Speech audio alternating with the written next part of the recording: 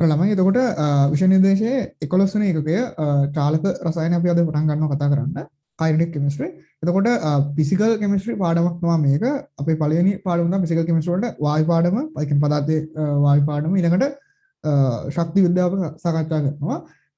ඉතින් ඊට පස්සේ අපිට කතා කරන්න තියෙනවා මේ පාඩම චාලක රසායන කියන්නේ 11 වෙනි පාඩම. ඊට කලින් අපි ඕගනික් කෙමිස්ට්‍රි ඔක්කොම ඉවර කරලා දෙන කියන්නේ 1 2 3 4 5 6 7 8 9 10 ඔය ටික ඉවර කරලා දැන් උන් අපි 11 වෙනි එකකේ චාලක රසායනය පටන් ගන්න හදන්නේ.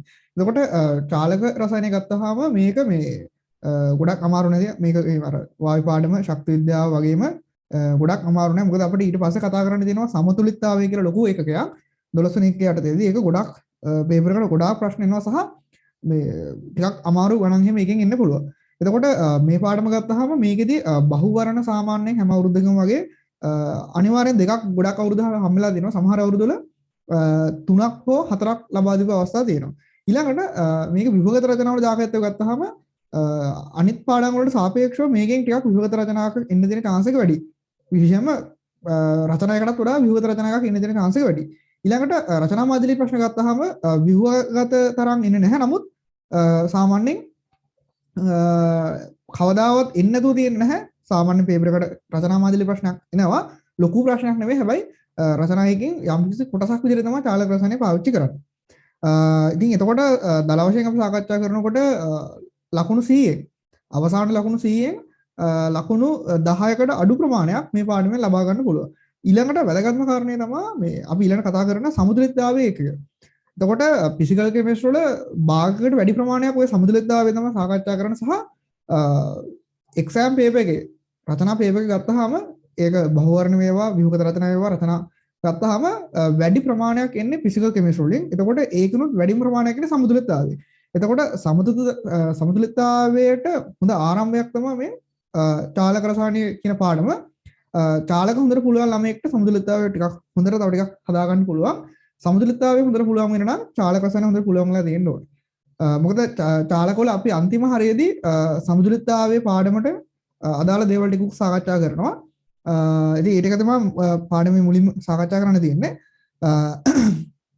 පටන් ගන්න කලින් මම පොඩ්ඩක් මේකේ බහුවර්ණ දායකත්වය ගැන පොඩ්ඩක් කියන්නම්.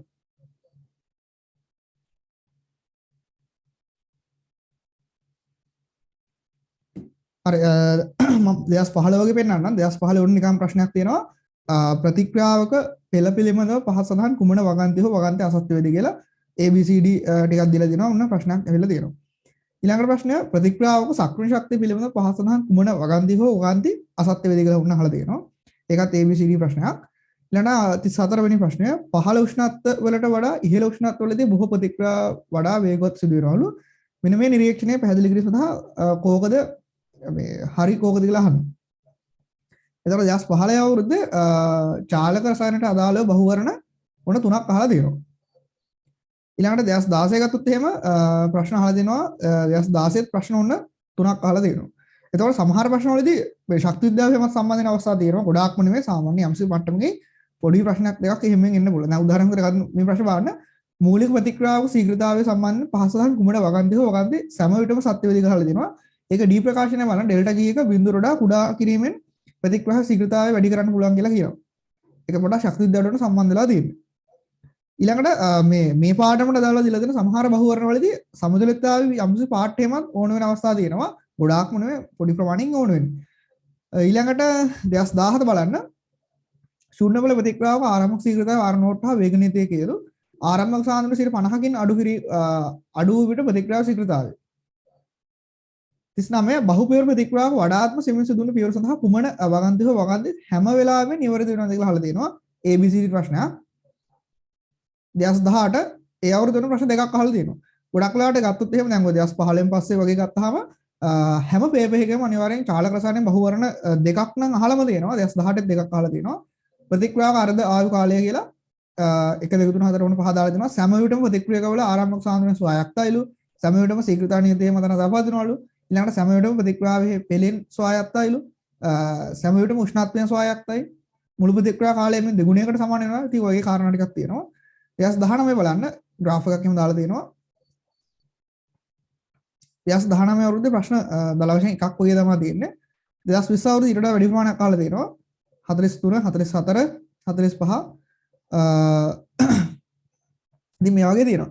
එතන මේකෙදි බහුවර්ණ මාදිලි ප්‍රශ්න වලදී ගණන් හදන්නත් වෙනවා ඒත් එක්කම තීර පාඨයේ කරුණු ප්‍රශ්නයක් ඇවිල්ලා තියෙනවා ගොඩක් දැන් බලනකොට ඔයාලට පේනවාද දැන් බලන්න 2017 ගත්තොත් එහෙම ගාණක් හදන්න දෙනවා 38 වෙනි ගාණ ඊළඟට 39 ගත්තොත් එහෙම මේකේ තියෙන්නේ වගන්ති ප්‍රශ්නයක් තියෙන්නේ 2018 තියෙන සම්පූර්ණ වගන්ති ප්‍රශ්න දෙකක් තියෙන්නේ 2014 ගත්තොත් එහෙම තියෙනවා 30 වෙනි ගාණ බලන්න 30 තියෙනවා ඔන්න ගාණක් තියෙන්නේ ඊළඟට 31 තියෙන්නේ හරි වැරදි ප්‍රශ්නයක් තියෙන්නේ අපි බලමු ඊළඟට 2013 26 බලන්න එතන තියෙනවා වායු පාඩමකට දාලා තියෙන්නේ ඊළඟට 27 ප්‍රස්තාරයක් දාලා දෙන පොඩි ලේසි ගාන ප්‍රශ්නයක් නැහැ ගොඩක් අමාරු නැහැ 28 ටිකක් හිතන්න ඕන ප්‍රශ්නයක් ඒක සමහර අවුරුදු වල ජාල රසායන ගොඩක් අමාරු ප්‍රශ්න එහෙමත් අහලා තියෙනවා ගොඩක් වෙලාවට එහෙම නිකන් බලනකොට තේරෙන්නේ ගොඩක් අමාරු ප්‍රශ්න නෙමෙයි අහලා තියෙන්නේ හරි ඊළඟට එමු රචනා පැත්තට හරි දෙනවා 2000 ප්‍රශ්නේ දෙනවා ඔන්න O3 සහ NO අතර තනිපෙර ප්‍රතික්‍රියාවක NO2 සහ O2 ලබා දෙනවල මේ ප්‍රතික්‍රියාවට තුඩුමින් O3 අණුවක් සහ NO අතර සිදුවන ඝටනයක් අත්‍යවශ්‍යම සප්‍රාලිත අවශ්‍යතා දෙකක් හැටියෙන් එහෙත් හැකියතා සම්පූර්ණ ලෙස සඳහන් කරන්න කියලා කියනවා. දැන් මේක ගොඩක් පරණ සිලබස් එකක ප්‍රශ්නයක් නේ 2000 අවුරුදු ගත්තොත් මේ පාස් පේපර් කරනකොට එහෙම මේකේ සමහර කාරණා අපි නිවුස් සිලබස් එකේ කතා කරන්නේ නැහැ. ඔයාලා මාකින් එක බැලුවොත් එහෙම සමහරවිට ඒවා දන්නේ නැති දේවල් තියෙන්න පුළුවන්. ඒක හැටි ගොඩාක් ඒවා කරගන්න පුළුවන් මට්ටමේ ප්‍රශ්න තියෙන්නේ. 2007 ඔන්න තියෙනවා මේක විභාග තරතන එකක් තියෙන්නේ. ගොඩක් වලට මෙන්න මේ වගේ ටේබල් එකක් දීලා ඉවරලා මේ මොකක් හරි රියැක්ෂන් එකකට දාලා තියෙන රේට් එක වන්න. ඒ කියන්නේ වේගය හොයන්න. ඉතින් තව පොඩි පොඩි වෙනස්කම් කරලා. ඒ කියන්නේ අපි දන්නවා මොකක් හරි ප්‍රතික්‍රියාවක උෂ්ණත්වය හිමේ කරාම නේද? ඊළඟට සාන්ද්‍රණය අඩු වැඩි කරාම මන්තනය කරනවා. එහෙම නැත්නම් කලත්වන්න පුළුවන්. ඒ වගේ දේවල් කරාම රේට් එක එහෙම නැත්නම් වේගය අඩු වැඩි වෙන්න පුළුවන්. ඉතින් ඕක ගැන තමයි ගොඩක් වලට මෙතනදී සාකච්ඡා කරන්නේ. විහිම චාලක රසායන අපි සාකච්ඡා කරන්නේ ප්‍රතික්‍රියාව ගැන කතා කරන්නේ.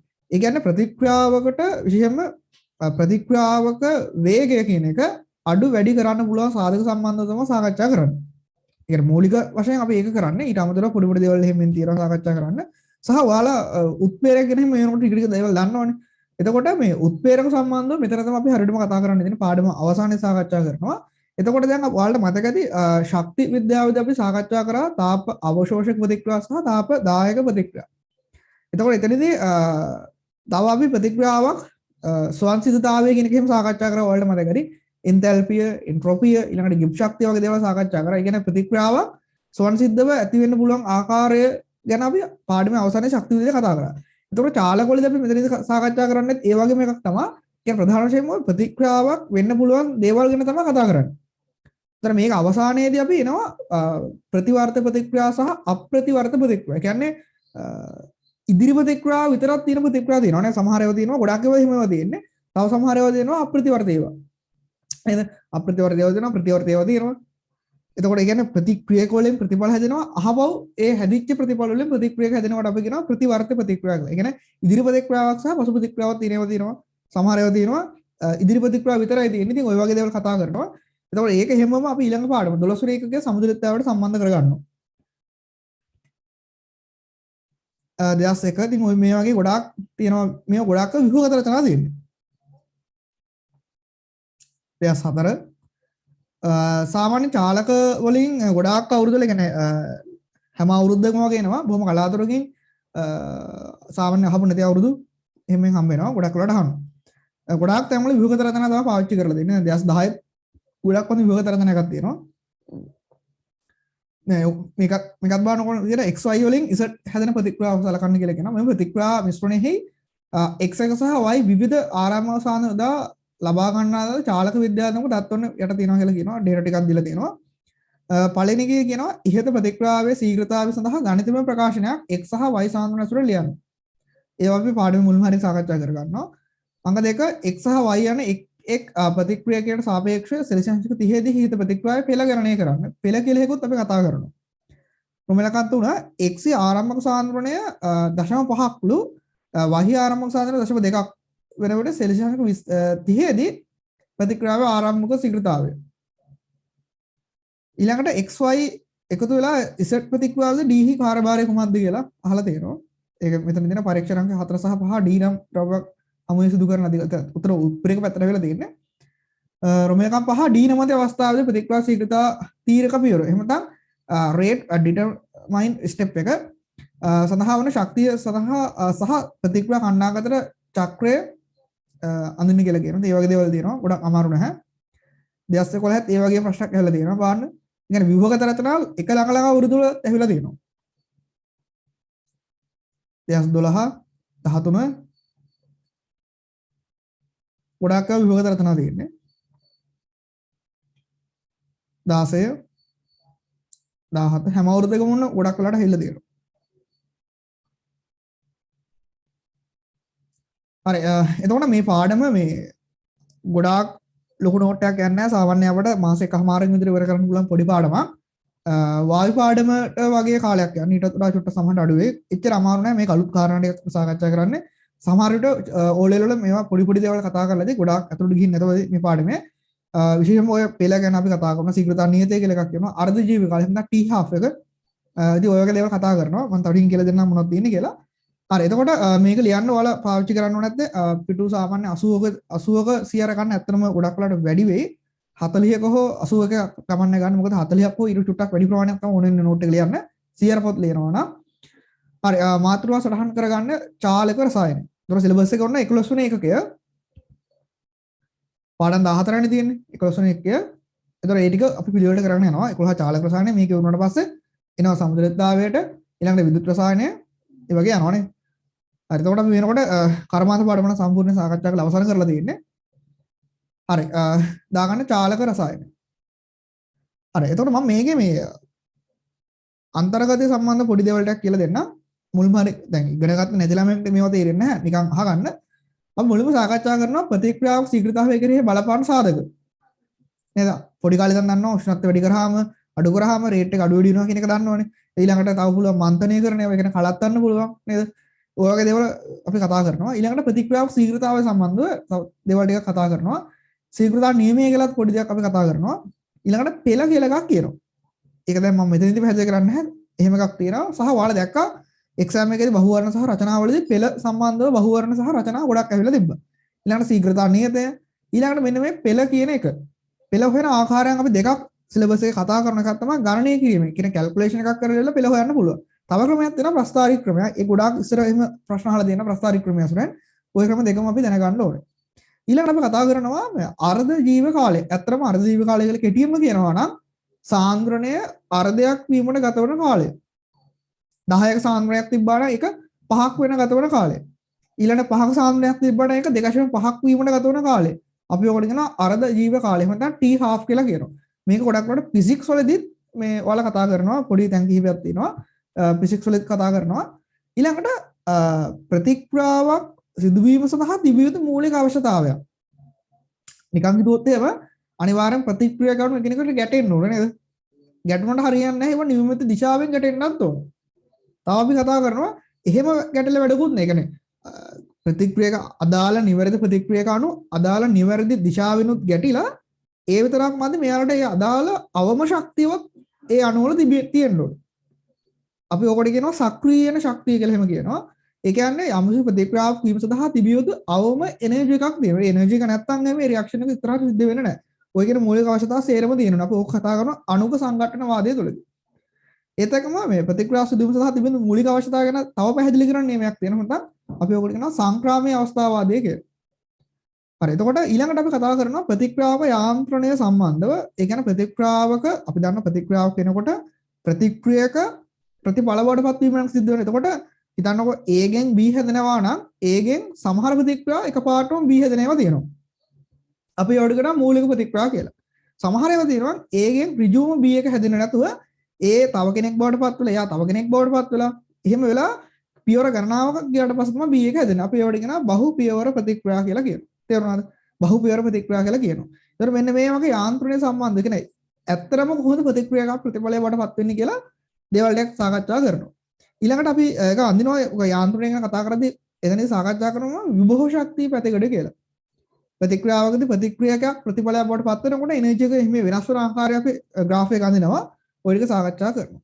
ඊළඟට උත්ප්‍රේරක ගැන වෙනමම කතා කරනවා. ප්‍රතික්‍රියාවකදී උත්ප්‍රේරණයක් වෙන්නේ කොහොමද? දැන් සිලබස් මාරුද්දීම ওই උත්ප්‍රේරක සම්බන්ධ තියෙන කාරණා ගොඩක් වෙනස් වෙලා තියෙනවා. මාකින් එහෙම ගත්තොත් එහෙම බහුවර්ණ වලට අදාළව උත්ප්‍රේරක සම්බන්ධ බහුවර්ණ වලදී උත්තර මාරු වෙන්න එහෙම පුළුවන්. අපි ඉගෙන ගන්න සිලබස් එකට දැන් තියෙන සිලබස් එකට අදාළ දේවල් තමයි මේක කතා කරන්නේ. තව තියෙනවා ප්‍රතිප්‍රේරක කියලා කියනවා. උත්ප්‍රේරක වර්ධක කියලා කියනවා. උත්ප්‍රේරක නිෂේධක වගේ දේවල් තියෙනවා. තේරුණාද?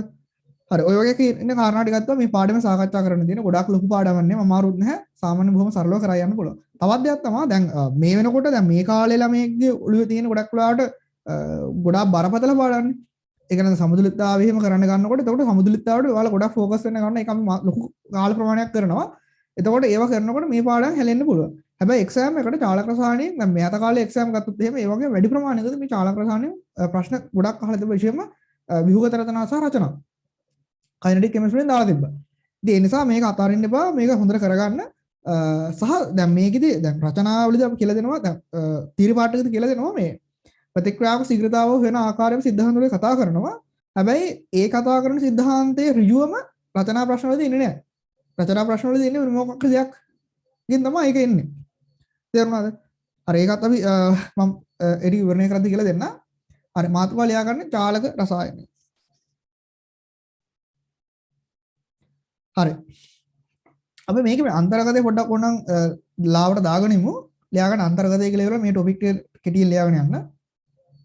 ඊට පස්සේ අපි පාඩම පටන් ගමු.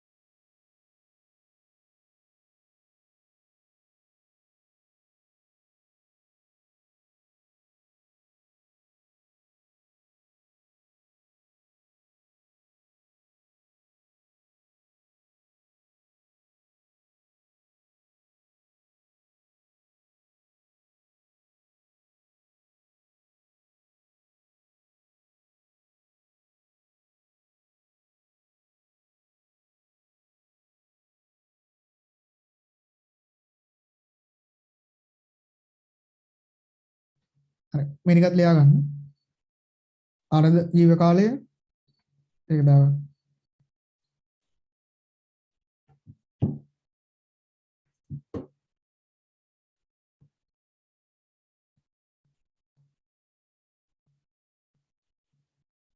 වෙලාවද නේද?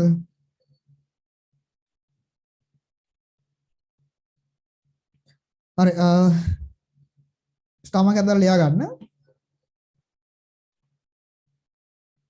හරිද? අපි ගත්තාම නිකන් ප්‍රතික්‍රියා ගත්තාම අපිට පොඩි කාලේ ඉඳන් සාමාන්‍යයෙන් එන එකක් තමයි සමහර ප්‍රතික්‍රියා ගොඩක් වේගෙන් සිද්ධ වෙනවා. සමහර ඒවා එච්චර වේගෙන් වෙන්නේ නැති ඒවා. දැන් උදාහරණයක් විදිහට ගත්තොත් එහෙම සෝඩියම් කැලලක් වතුරට දැම්මොත් මේක ගොඩක් වේගෙන් ඒ රියැක්ෂන් එක සිද්ධ වෙනවා නේද? සිංක් එකක් ලෝහ කැලලක් අම්ලයකට දැම්මොත් මේ රියැක්ෂන් එක ගොඩක් වේගෙන් සිද්ධ වෙනවා. අපිට පේනවා වායු බුබුල යනවා පේනවා නේද? H2 ගෑස් එක යනවා පේනවා. දැන් උදාහරණයක් විදිහට ගත්තොත් එහෙම සමහර ඒවා දෙන යකඩ මලකඩ කණ එක. එතකොට මොන හරි දෙයක් දි รา පත් වෙන එක. බලතුරු ඉදෙන එක වගේ දේවල් එහෙම ගත්තොත් එහෙම සාමාන්‍ය හිමීට වෙන දේවල්නේ. ඒ වගේ දේවල් තියෙනවනේ. හරි. ස්ටමක් හදලා ලියා ගන්න. එදිනෙදා ජීවිතයේදී හමු වන දාගන්න. එදිනෙදා ජීවිතයේදී හමු වන විවිධ රසායනික ප්‍රතික්‍රියා සැලකුව විට එදිනෙදා ජීවිතයේදී හමු වන විවිධ රසායනික ප්‍රතික්‍රියා සැලකුව විට විවිධ රසායනික ප්‍රතික්‍රියා සැලකුව විට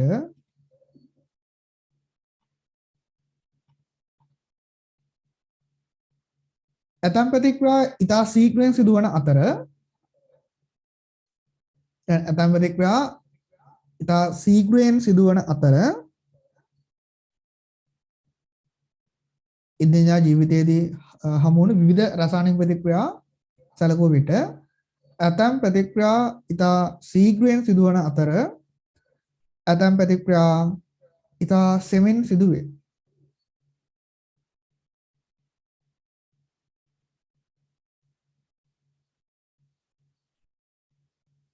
යටින් දාගන්න උදාහරණ කියලා දාගන්න. උදාහරණ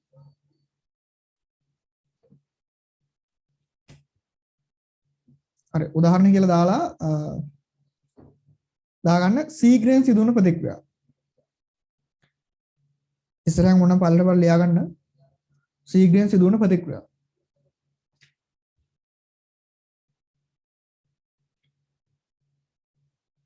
උදාහරණ කියලා දාලා ඉවරලා ශීඝ්‍රයෙන් සිදුවන ප්‍රතික්‍රියා. ඒ යටතේ ඔන්න පල්ලට ලියා ගන්න සෝඩියම් සහ සිසිල් ජලය අතර ප්‍රතික්‍රියා. සෝඩියම් සහ සිසිල් ජලය අතර ප්‍රතික්‍රියාව.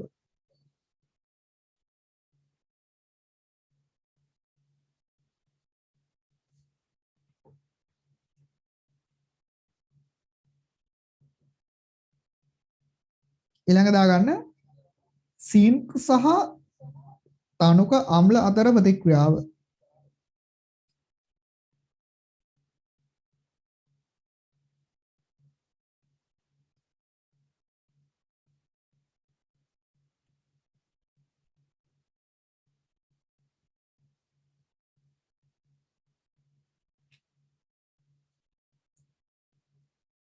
තව එකක් ඕන අපිට ගන්න පුළුවන් ඉන්ධන දහනය වගේ. ගොඩක් වේගෙන් සිද්ධ වෙන්නේ. ලියාගන්න ඉන්ධන දහනය.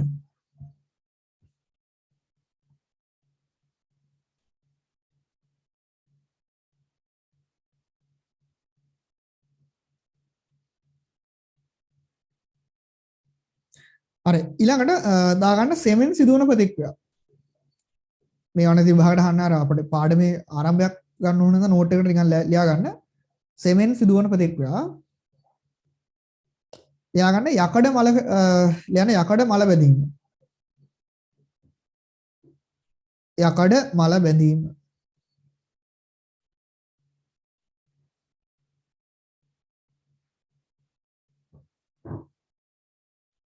යකඩ මල බැඳීම. තව ලියා ගන්න පළතුරු ඉදීම. පළතුරු ඉදීම.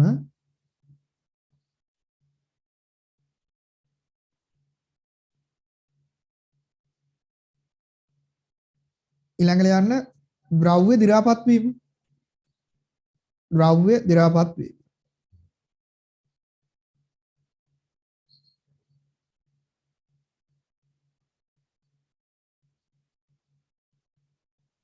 ප්‍රධාන ශාම මේ පාඩමේදී කරන්න ඉතින් මෙන්න මේ විදිහට විවිධ වේග වලින් සිදුවන ප්‍රතික්‍රියාවල වේගය පිළිබඳව එහෙම නැත්නම් මේකේ තියෙන ශීඝ්‍රතාවය පිළිබඳව ගුණාත්මක සහ ප්‍රමාණාත්මක විශ්ලේෂණයක් තමයි මේ පාඩම තුළදී කරන්නේ. අවසාන වශයෙන් ස්ථාමාකයක් දාලා වෙනම ලියා ගන්න මේ අණුව එකිනෙකට වෙනස් ශීඝ්‍රතාව වලින් සිදුවන යන මේ අණුව එකිනෙකට වෙනස් ශීඝ්‍රතාව වලින් සිදුවන ප්‍රතික්‍රියාවල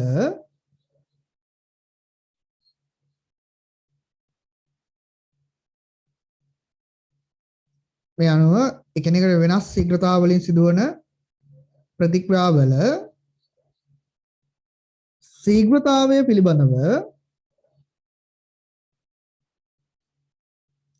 ශීඝ්‍රතාවය පිළිබඳව ගුණාත්මක සහ ප්‍රමාණාත්මක අධ්‍යයනයක් ගුණාත්මක සහ ප්‍රමාණාත්මක අධ්‍යයනයක් යන ගුණාත්මක සහ ප්‍රමාණාත්මක විශ්ලේෂණයක් එතන ප්‍රමාණාත්මක අධ්‍යයනයක් චාලක රසායනය තුලදී සිදු කෙරේ. චාලක රසායනය තුලදී සිදු කෙරේ.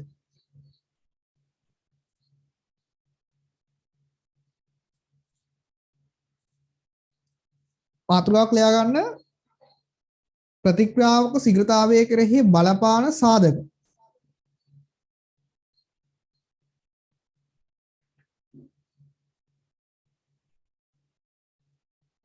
දැන් මුල්ම හරිය කතා කරන ඒ වගේ ලොකු වැදගත්කමක් නැහැ මේ දැන් අපි ලියපු ටික සහ උෂ්ණත්වයේ ඉඳලා මන්දනය දක්වා අපි ප්‍රධාන සාධක හතක් ගැන ඒ කියන්නේ යාළගේ බලපෑම ගැන කතා කරනවා. ඒකට හේතුව ආයෙත් වෙනම කතා කරනවා. තව ටිකක් පාඩම ඉස්සරහට ගියාට පස්සේ දැනට උෂ්ණත්වයේ වැඩි අඩු කරාම ඒකට දාලා උදාහරණයක් වගේ තමයි සාකච්ඡා කරන්නේ. හරි. එතකොට ශීඝ්‍රතාවය කෙරෙහි බලපාන ප්‍රධාන සාධක ප්‍රධාන වශයෙන් අපි මෙතනදී හතක් විතර සාකච්ඡා කරනවා. පළවෙනි එක තමයි ටෙම්පරේචර් එක උෂ්ණත්වය. ඊළඟට ප්‍රතික්‍රියාවක වල සාන්ද්‍රණය කියන අපි ලික්විඩ් එකක් ගත්තොත් එහෙම නම් සාන්ද්‍රණය අපිට එතනදී ගන්න පුළුවන්. වායුවක් නම් ආංශික පීඩනය ගන්න පුළුවන්. ඊළඟට ප්‍රතික්‍රියාවක වල භෞතික ස්වභාවය. අපි දන්නවා භෞතික ස්වභාවය කියලා කියන්නේ වර්ගඵලය නේද? හිතන්නකො මොකක් හරි රියැක්ෂන් එකකට දාලව ලෝහ කැබැල්ලක් අපි අම්ලයකට දානකොට ඒක නිකන් ලෝහ කැබැල්ල පිටින් දාන එකට වඩා ඒක කුඩා කැබලි වලට කඩලා දැම්මොත් එහෙම යාගේ තියෙන වායු වෙනවා වායු වල යන ප්‍රමාණය වැඩි වෙනවා නේද? වේගය වැඩි වෙලා තියෙනවා. ඊළඟට උත්ප්‍රේරක පැවතීම හෝ නොපැවතීම. දල වශයෙන් උත්ප්‍රේරකයක් කියලා කියන්නේ ප්‍රතික්‍රියාවක් සාමාන්‍ය පරිදි වීමට ගත වන කාලය අඩු කරන කෙනෙක්ට. හිතන්නකො යම්කිසි ප්‍රතිඵලයක් මෙහෙම උත්ප්‍රේරකයක් වගේ ප්‍රතිඵලයක් වැඩි වෙන්නේ නැහැ. එහෙම වෙන්නේ නැහැ. මේකද සිද්ධ වෙන්නේ හිතන්නකො Aගෙන් B හැදෙනවා නම් ග්‍රෑම් 10ක් ඒකට විනාඩි 10ක් යනවා නම් ඊට අදාළ උත්ප්‍රේරකයක් දැන් දාලා මට ඒක විනාඩි 5කින් හදන්න පුළුවන්. හැබැයි ඒ විනාඩි 5න් ලැබෙන්නේ ග්‍රෑම් 10ක්ම තමයි. එතකොට මේ ඉන්ඩස්ට්‍රියල් පැත්තට එනකොට කර්මාන්තයකද අපි ප්‍රධාන අරමුණ ලාභ ඉපයීම කියන එක. එතකොට කාලය අඩු වෙන තරමට අපේ ලාභය වැඩි වෙනවා. ඉතින් ගොඩක් කර්මාන්තවලදී විවිධාකාර උත්ප්‍රේරකයන් පාවිච්චි කරනවා.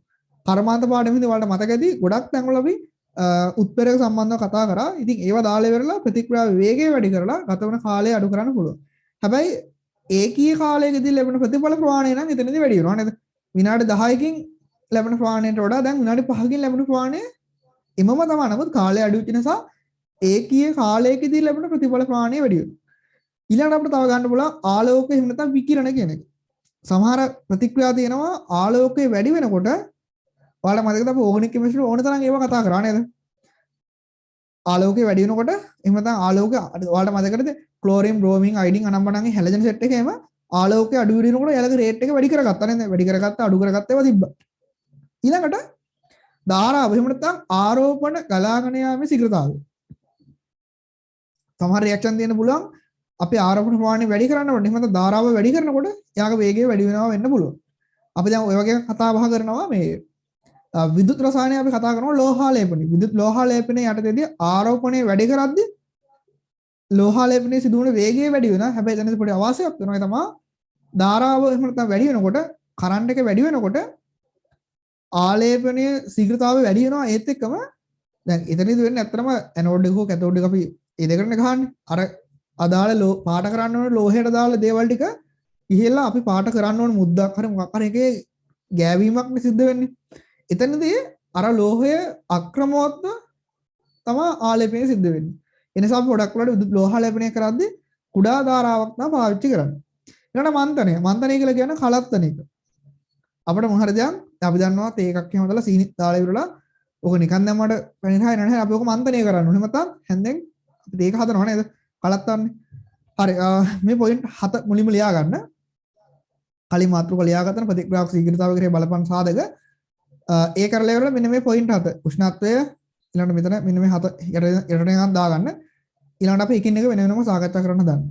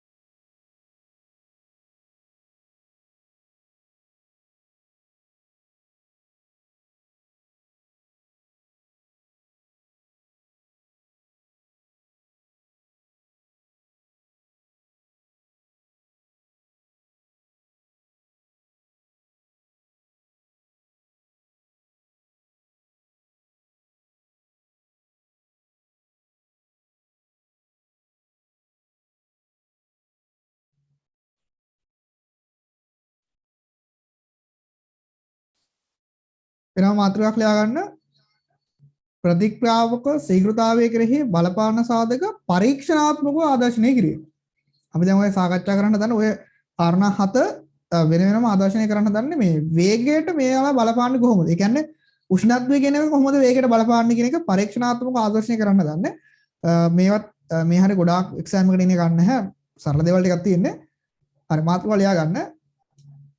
ප්‍රතික්‍රියාවක ශීඝ්‍රතාවය කෙරෙහි බලපාන සාධක. ඔය කියපු කාරණා හත පරීක්ෂණාත්මකව අධ්‍යයනය කරන්න හදන්නේ. එහෙනම් ආදර්ශනය කරන්න හදන්නේ.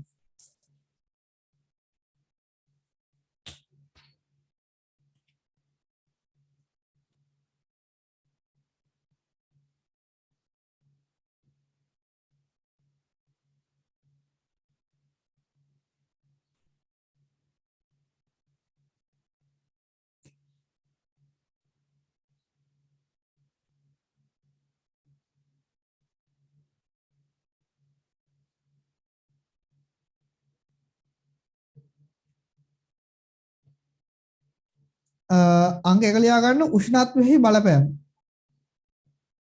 දාගන්න උෂ්ණත්වයේ බලපෑම. හරි අහන්නකො මෙතනදී මෙතන නිල් පාරට මේ තියෙන්නේ මේ ජල භාජනයක් තියෙන්නේ. ඒතර ජල භාජන දෙකක්ම තියෙනවා. ඒකට ඉවරලා මැදට මන් දාලා තියෙනවා මේ පරීක්ෂණ නලයක් දාලා ඉවරලා මේකට දාලා තියෙනවා H2SO4 සල්ෆියුරික් එක දාලා ඊළඟට KMnO4 සහ K2C2O4 දාලා තියෙනවා. දාලා ඉවරලා මෙතනදී අපි දන්නවා මේ MnO4 මයිනස් එක දම් පාටයිනේ. මෙන්න මේ MnO4 මයිනස් එක දම් පාට කෙනා රියැක්ෂන් එක සිද්ධ වෙනකොට මොකද්ද වෙන්නේ? කාබන් ඩයොක්සයිඩ් වායුව පිට කරන ඒත් එක්කම මේ MnO4 දම් පාට කෙනා Mn ධන දෙක. දම් පාට අවරණ වෙනවනේ. එතකොට මම මේ එක ඇටවුමක් වම් පැත්තේ ඇටවුම සාමාන්‍ය පරිදි දාලා තියෙන්නේ. එතකොට මේ ඇටවුම් දෙකටම සල්ෆියුරික් නම් 0.1යි KMnO4 නම් 0.1යි K2C2O4 නම් 0.1ක් දාලා තියෙනවා. දාලා ඉවරලා වම් පැත්තේ භාජනයේ සාමාන්‍ය පරිසර උෂ්ණත්වය දීලා තියෙනවා. එතකොට දකුණු පැත්තේ ගෙනාම උෂ්ණත්වය යම්කිසි ප්‍රමාණයකින් වැඩි කරලා තියෙනවා. එතකොට මේක අපි සාමාන්‍ය වල මේ අය මේක මෙහෙමයි වෙන්නේ කියලා මවා ගන්න ඕනේ නැහැ. සාමාන්‍ය තේරෙනවානේ. උෂ්ණත්වය වැඩි කරද්දී මොකක්ද වෙන්නේ? මෙන්න මේ දම්පැහැය ගොඩක්ම ඉක්මනට අවරණ වීමකට පාජනය වෙන්නේ රත් කරන කෙනාගේ. තේරුණාද? තව ඕනනම් අපිට නිරීක්ෂණයක් ගන්න පුළුවන්. මොකද මෙතනදී කාබන් ඩයොක්සයිඩ් ප්‍රමාණිකුත් යනවා. මොනොක්සයිඩ් හරි ඒකට වඩා අපිට වර්ණය මෙතනදී හොඳට බලා ගන්න පුළුවන්. හරි. එහෙනම් අපි අංක එක දාගත්තනේ උෂ්ණත්වයේ බලපෑම කියලා. හරි ඒක ලෙවල් ඇටවුම ඇඳ ගන්න කලින් වෙනම ස්ටාමාරයක් දාලා ලියා ගන්න. දැන් ප්ලාස්කු දෙකක් ගෙන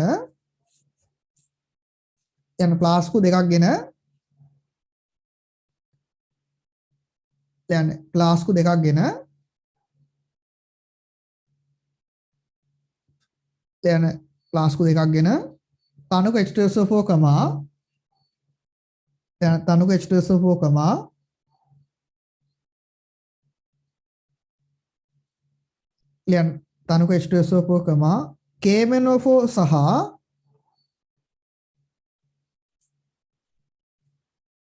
KMnO4 සහ K2C2O4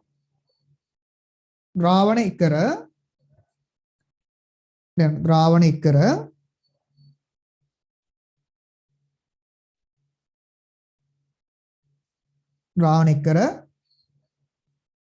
ජල බඳුනක් තුල තබනු ලැබේ. ජල බඳුනක් තුල තබනු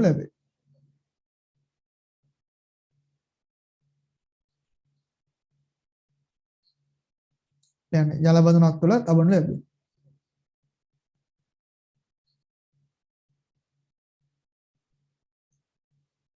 ඊළඟ ස්ටමාක එක් ජල භාජනයක්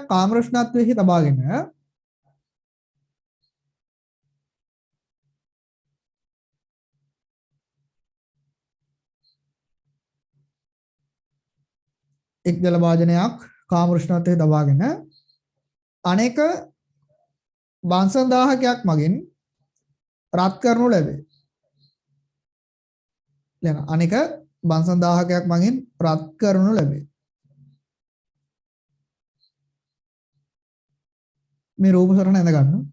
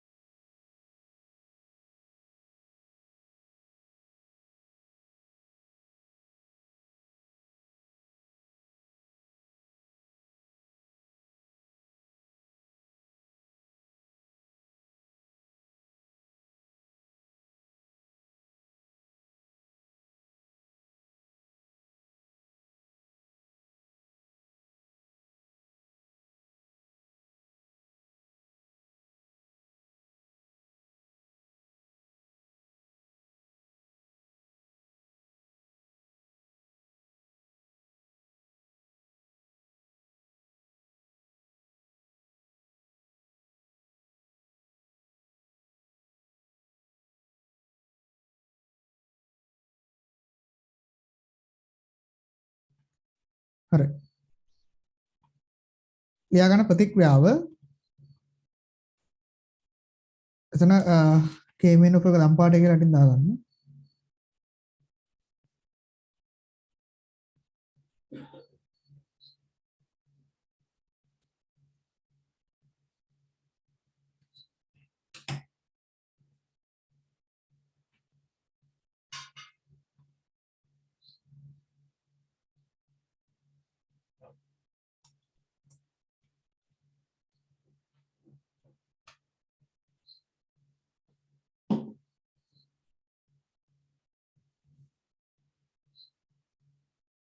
දාගන්න නිරීක්ෂණය. නිරීක්ෂණය මොකද? රත් කරපු එකාගේ එතන ඒ වාදනයේ තිබ්බ දම් පැහැයි බොහොම ඉක්මනට විවරණ වෙනවා. ආවරණ භාවයට පත් වෙනවා. දාගන්න නිරීක්ෂණය. යන රත් කළ වාදනයේ දම් පැහැය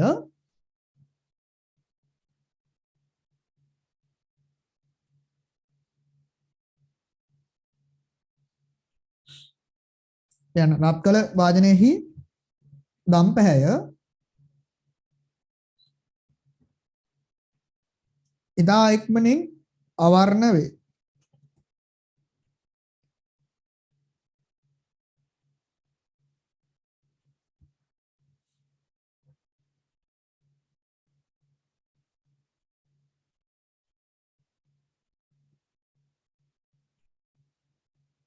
හරි එහෙනම් අපිට එතන නිගමනය කරන්න පුළුවන් රත් කරලා ප්‍රතික්‍රියාවක වේගය වැඩි කරන්න පුළුවන්.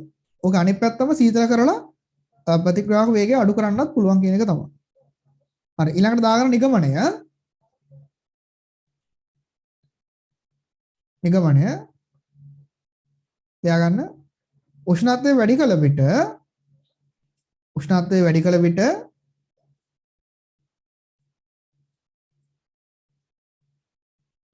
ප්‍රතික්‍රියාවක වේගය වැඩි වේ. නැත්නම් ශීඝ්‍රතාවය වැඩි වේ.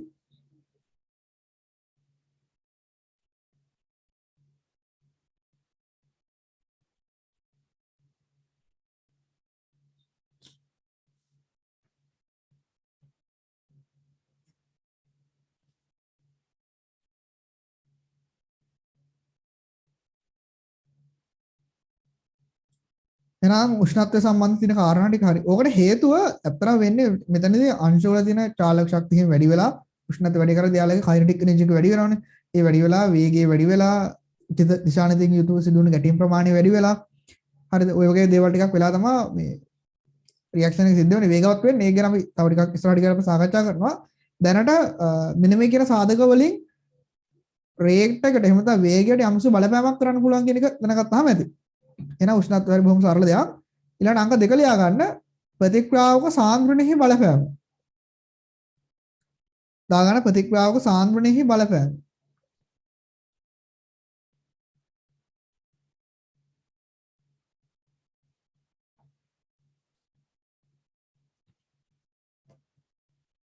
හරි මේ වගේ ඇටවුමක් හදලා තියෙනවා. මෙතන දෙන්නේ ජල භාජනයක් තියෙන්නේ.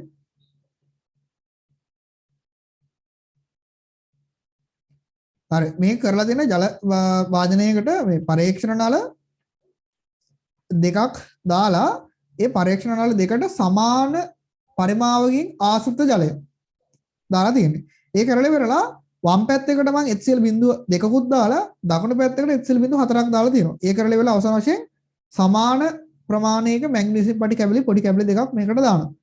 එතකොට දැන් මේකේ මේ ඇටෝම් කියන්නේ මේ පරීක්ෂණ වල දෙකම එක ජල භාජනයක දැන් හේතුව තමයි දෙකටම අදාළ වෙන උෂ්ණත්වය එකිනෙකට සමාන කරන්න ඕන නේද? ජල භාජනයක තිබ්බම භාජන උෂ්ණත්වය දෙකටම සමානව ලැබෙනවා. නේද? දැන් අපි දන්නවා උෂ්ණත්වය හිමේ වෙනකොට වේගය අඩු වැඩි වෙන්න පුළුවන් නේ. ඒතර අපි දැන් මෙතනදී බලන්න හදන සාන්ද්‍රණයේ වේගයට කොහොමද බලපාන්නේ කියන කාරණය. එහෙනම් අනිත් සාධක නියත වෙලා තියෙනත් එපේ. හරි. එතකොට මෙතන කියන්න දෙයක් නැහැ. අපි දන්නවා HCl එක එහෙනම් මැග්නීසියම් ලෝහය මොකද කරන්නේ? තනුකම් හමුවේ යාක ලවණය හදා ගන්නවා H2 වායුව පිට කරනවා. එතකොට අපිට නිරීක්ෂණයක් විදිහට ලැබෙන මොනවද? H2 වායුව යන එක අපිට පේනවා වායු බුබුලු යනවා පේනවා නේද? එහෙනම් HCl බිඳු 4ක් දාපුවකින් මොකද්ද වෙන්නේ? බුබුලු ගොඩක් යනවා පේනවා. හැබැයි HCl බිඳු 2ක් දාපුවකින් බුබුලු එච්චර යනවා පේන්නේ නැහැ. එහෙනම් අපිට එතන නිගමනය කරන්න පුළුවන් සාන්ද්‍රණය වැඩි කරනකොට ප්‍රතික්‍රියාවක වේගයත් වැඩි වෙනවා කියන එක. අංක 2 ලියා ගන්න සාන්ද්‍රණයේ බලපෑම නේ. හරි. ස්ටාමකේ දාලා ලියා ගන්න. ආසෘත ජලය සමාන පරිමා සහිත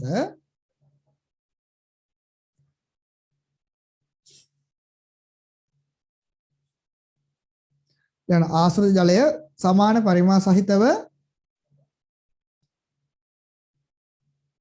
දැන් ආශ්‍රිත ජලය සමාන පරිමා සහිතව මෙහෙම යනකොට ආශ්‍රිත ජලය සමාන පරිමා සහිත පරීක්ෂණ වල දෙයක් කියලා දාන්නකො.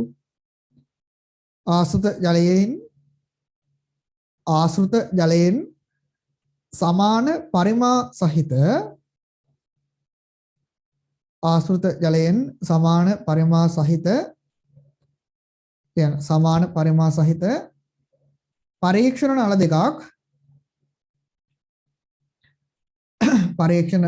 දෙකක් සිසිල් ජල වාජනයක් තුල ගිල්වනු ලැබේ. සිසිල් ජල වාජනයක් තුල ගිල්වනු ලැබේ.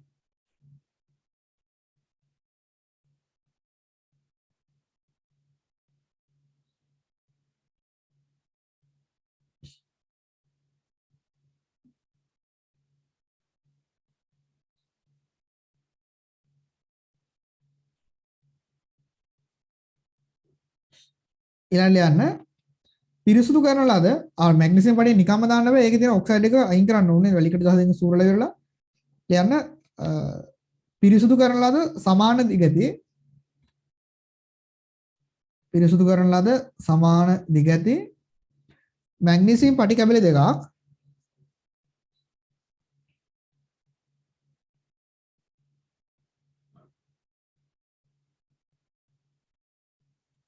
පිරිසුදු කරන ලද සමාන දිගති මැග්නීසියම් පටි කැබලි දෙකක් පරීක්ෂණ නල දෙකට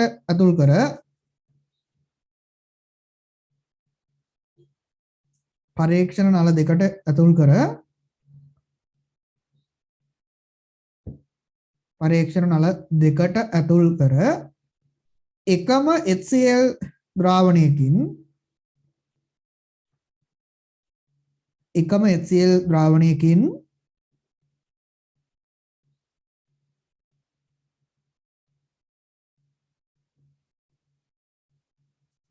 එකම HCl ද්‍රාවණයකින් එක් නලයකට බිඳු දෙකක්ද අනෙකට බිඳු හතරක්ද එකතු කරන්න.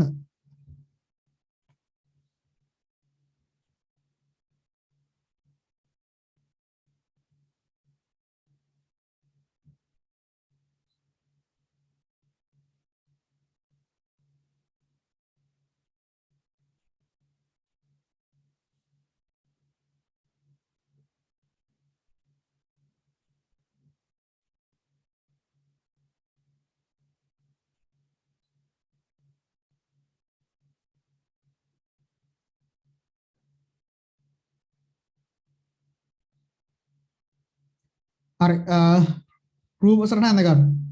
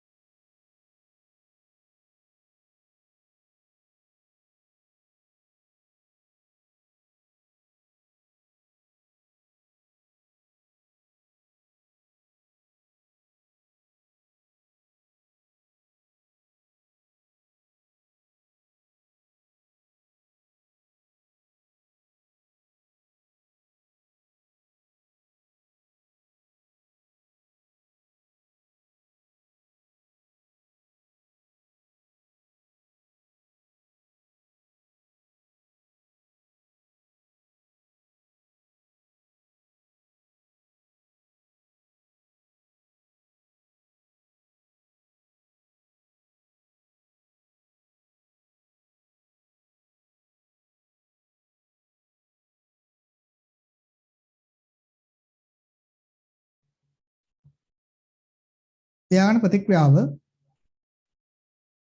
මැග්නීසියම් එකෙන් HCl එක ප්‍රතික්‍රියා කරලා ක්ලෝරයිඩ් එක සහ H2 වායුව පිට වෙනවා.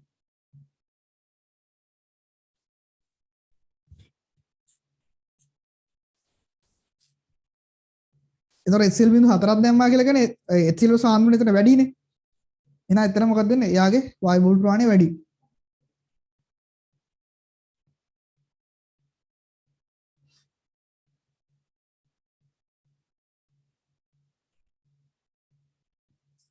ලියා ගන්න නිරීක්ෂණය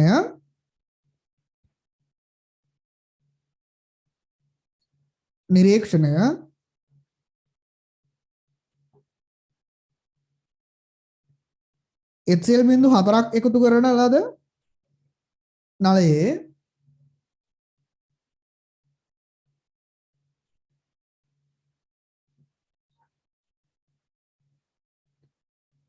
HCl බිඳු 4ක් එකතු කරන ලද නලයේ වායු බුබුළු පිටවීමේ ශීඝ්‍රතාවය වැඩි. වායු බුබුළු පිටවීමේ ශීඝ්‍රතාවය වැඩි.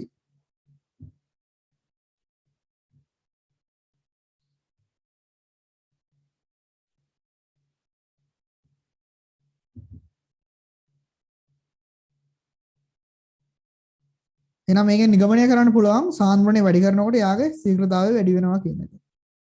අවසාන වශයෙන් දා ගන්න නිගමනය. ලියන්න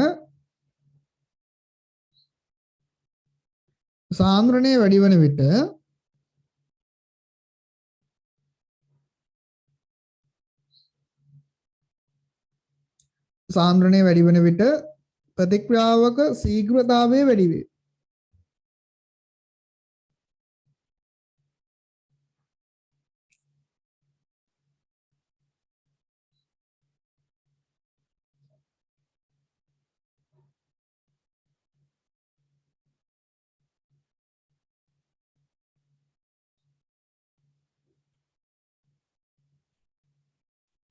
සාන්ද්‍රණය වැඩි වෙනකොට ප්‍රතික්‍රියාවක ශීඝ්‍රතාවය වැඩි වේ. එතකොට මේ වායුමය ප්‍රතික්‍රියාවක් නම් එතනදී අපි සාන්ද්‍රණය මේ ගන්න ආංශික පීඩනයනේ. එහෙනම් ආංශික පීඩනය වැඩි කරනකොටත් ශීඝ්‍රතාවය වැඩි වෙනවා. අවසාන වශයෙන් ඕන විරම ස්ථාමාකයක් දාලා ලියාගන්න යටින් වායුමය ප්‍රතික්‍රියාවක්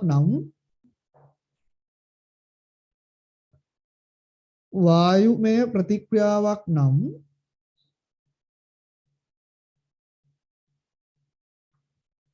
දාගන්න වායුමය ප්‍රතික්‍රියාවක් නම් ප්‍රතික්‍රියකවල ආංශික පීඩනය වැඩි වෙන විට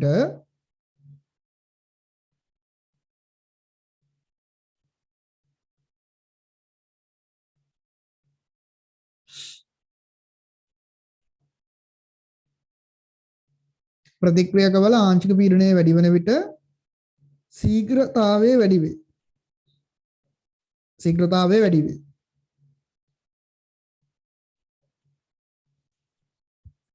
එහෙනම් උෂ්ණත්වය හරි සාන්ද්‍රණයත් හරි. ඊළඟ කතා කරන්න දන්නේ මේ භෞතික ස්වභාවය, ප්‍රතික්‍රියාවල භෞතික ස්වභාවය. හරි. මේකෙදි මම කරන වැඩේ කලින් වගේම ඇටෝමක් හදලා ඉවරලා ඒකට ආසු ජලය දාලා ඉවරලා ඊළඟට මම HCl ප්‍රමාණිකුත් දානවා. දාලා ඉවරලා කැල්සියම් කාබනේට් අරගෙන ඉවරලා ඒ කියන්නේ හුණුගල් අරගෙන ඉවරලා එකකදී හුණුගල් ටිකක් විශාල ප්‍රමාණයකටත් අනිත් එකට මම ටිකක් කුඩු කරලා ඩස්ට් එක වගේ හදලා ඉවරලා දෙකට දානවා. දාන්න එකම ප්‍රමාණයක් දාන්න කැල්සියම් කාබනේට් එක. සහ HCl වල කන්සන්ට්‍රේෂන් එකත් එකමයි. යාගේ සාන්ද්‍රණයත් එකමයි. එතකොට දැන් අපි දන්නවා අපි නෝනිදු කතා කරන්නේ අණුකම්ලමේ කාබනේට් වලින් කාබන් ඩයොක්සයිඩ් වායු පිට වෙලා යනවනේ. එතකොට අර ඩස්ට් එක වගේ එන්නේ එහෙම නැත්නම් කුඩා ප්‍රමාණයකට කඩපු එකකින් වැඩි CO2 වායු බුබුළු ප්‍රමාණයක් යනවා පේන්න ඕනේ. එහෙම වෙන්න බැරි නේද වර්ගඵලය වැඩි වෙලා දෙන. ඒකට අපි දන්නවා දැන් නිකන් හිතන්නකෝ දැන් මෙන්න මේක හිතන්නකෝ ලොකු කැල්සියම් කාබනේට් කුට්ටියක් තියෙන. එතකොට දැන් මේක නිකම්ම අපි HCl ප්‍රමාණයකට දැම්මොත් එimhe ඒතර යාගේදී HCl අණු ගැටෙන්න පුළුවන් පුෂ්ඨ වර්ගඵලය හරි අඩුයි නේද? හැබැයි අපි ඔය කැලි දෙකකට විතර කැඩුවොත් මෙහෙම මොකද වෙන්නේ? පුෂ්ඨ වර්ගඵලය යම්සු ප්‍රමාණයකින් වැඩි වෙලා දෙනවා. ඉතින් ඔය වගේ පොඩි පොඩි කැලි වලට කඩන්න HCl අණුත් එක්ක ගැටෙන්න තියෙන පුෂ්ඨ වර්ගඵලය වැඩි වෙලා අණු වැඩි ප්‍රමාණයක් HCl එක ප්‍රතික්‍රියා කරනවා. ඒ නිසා වැඩි CO2 ප්‍රමාණයක් යනවා පේනවා. අංක 3 ලියා ගන්න ප්‍රතික්‍රියාකවල භෞතික ස්වභාවය. ප්‍රතික්‍රියාවක වල භෞතික ස්වභාවය.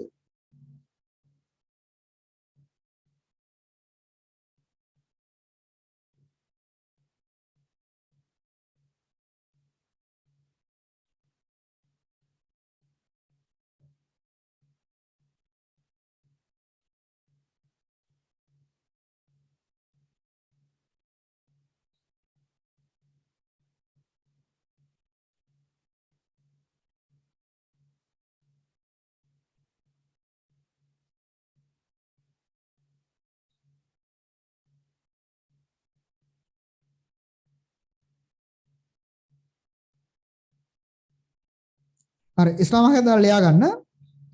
කැල්සියම් කාබනේට් කැට වලින් සහ කැල්සියම් කාබනේට් කැට වලින් සහ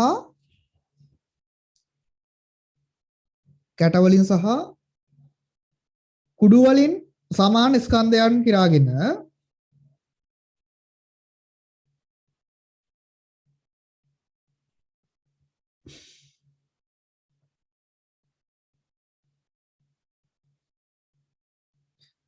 කැල්සියම් කාබනේට් කැට වලින් සහ කුඩු වලින් සමාන ස්කන්ධයන් කිරාගෙන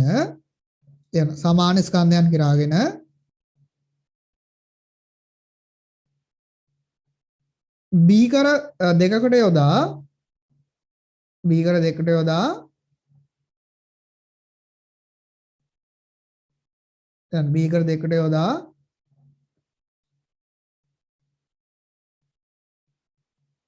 සමාන ආශ්‍රිත ජලය පරිමාවක් එකතු කර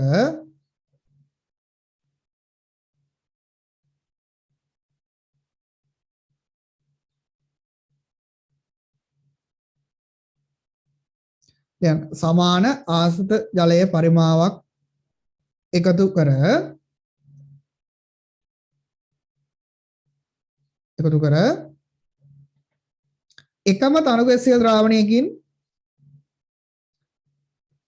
එකම තනු ගැසියල් ද්‍රාවණයකින් සමාන පරිමා එකතු කරනු ලැබේ.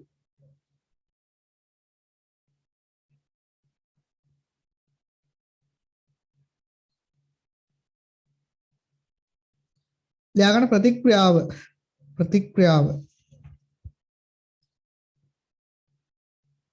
දාගන්න.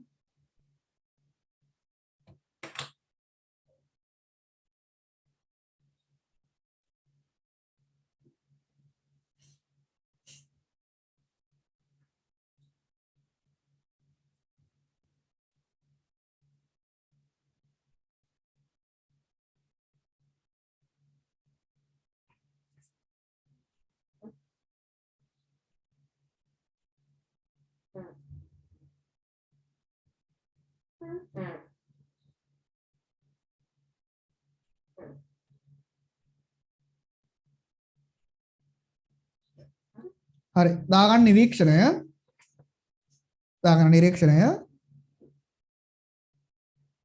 දැන් කැල්සියම් කාබනේට් කුඩු සහිත බීකරයේ කැල්සියම්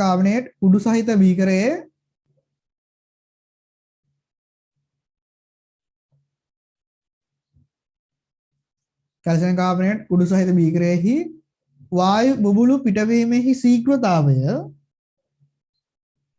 පිටවීමේ ශීඝ්‍රතාවය ඉහළ වේ.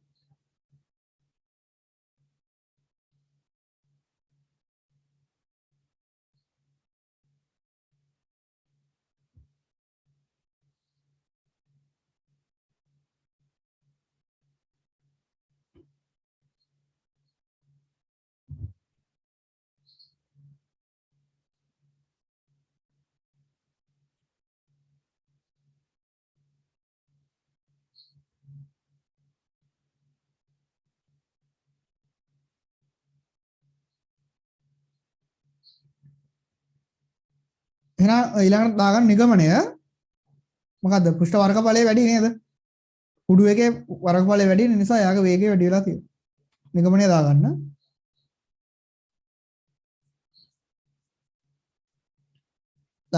ප්‍රතික්‍රියාවක වල පෘෂ්ඨ වර්ගඵලය වැඩි වෙන විට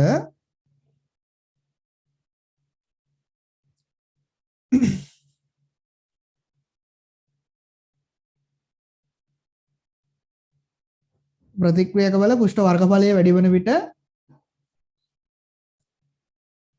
ශීඝ්‍රතාවය වැඩි වේ. ශීඝ්‍රතාවය වැඩි වේ.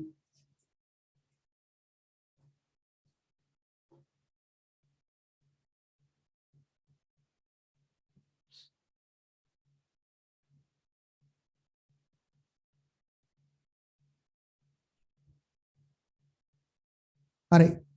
ඊළඟ තමයි උත්ප්‍රේරක සම්බන්ධ කාරණය. යා ගන්න උත්ප්‍රේරක පැවතීම හෝ නොපැවතීම. උත්ප්‍රේරක පැවතීම හෝ නොපැවතීම. හරි අහන්නකො මම මෙතනදී පාවිච්චි කරනවා හයිඩ්‍රජන් පෙරොක්සයිඩ් එක. මේක මේ ඔයාලා දන්නවා මේ ඔය තුවාල හොදන්න තුවාලයකට බෙහෙත් දාන්න කලින් උඹුරු පාට බෝතලයකින් ලික්විඩ් එකක් අරන් ක්ලීන් කරන්නේ. ඒකේ තියෙන හයිඩ්‍රජන් පෙරොක්සයිඩ් එක තියෙන්නේ. සමහරවිට කොණ්ඩ තඹ පාට කරන්න හිමත් හයිඩ්‍රජන් පෙරොක්සයිඩ් පාවිච්චි කරනවා. H2O2 එක මේ ආලෝකයේ හමු වෙපුවා ඉක්මනට වියෝජන වෙලා O2 සහ ජලය ලබා දෙනවා. එතකොට මේකෙදි රියැක්ෂන් එක වේගය වැඩි කරන්න පුළුවන් වැලි කැටවලට. එතකම MnO2 තියෙන්නේ. එහෙම නැත්නම් තව මොකක් කර භාෂ්මයක් දැම්මොත් එහෙම. MnO2 ඊළඟට වැලි කැට ඊළඟට සෝඩියම් හයිඩ්‍රොක්සයිඩ් වගේ මොකක් කර භාෂ්මයක් හමු වෙයි මෙයාලගේ වේගය වැඩි වෙනවා. අපි ඒකට කියන උත්ප්‍රේරක කියලා. එතකොට MnO2 වැලි කැටයකට වගේ දෙයකට පුළුවන් මේ රියැක්ෂන් එකේ වේගය වැඩි කරන්න. මේකෙදි කරන්නේ සමාන තත්ත්වයකදී හයිඩ්‍රජන් පෙරොක්සයිඩ් මිලිලීටර් 10 20ක් හරි 10ක් හරි අරගෙන පරීක්ෂණ ලද්දේකට එකම උෂ්ණත්වයක තියලා ජල භාජනයක වගේ තියලා ඒක ලෙවල් එකකට දානවා වැලිකට හරි MnO2 හරි සෝඩියම් හයිඩ්‍රොක්සයිඩ් පොඩි ප්‍රමාණයක් දාන එක භාජනයකට විතරක් එක පරීක්ෂණ නලයකට විතරක් අනෙකට මොනවක්වත් දාන්න නැහැ.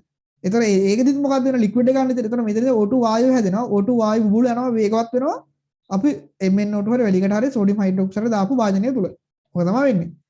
එහෙනම් අපේ නිගමනය මොකද්ද?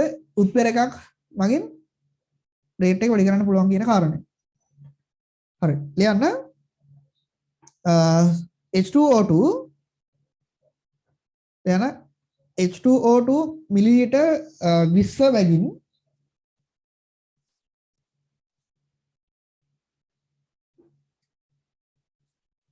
බොහොම සරල දේවල් ටිකක් මේ කියලා දෙන්නේ.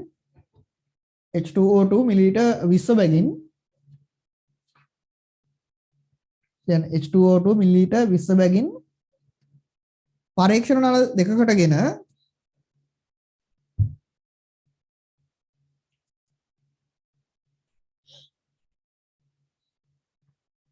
පරීක්ෂණ නල දෙකකටගෙන එන පරීක්ෂණ නල දෙකකටගෙන එක් නලයකට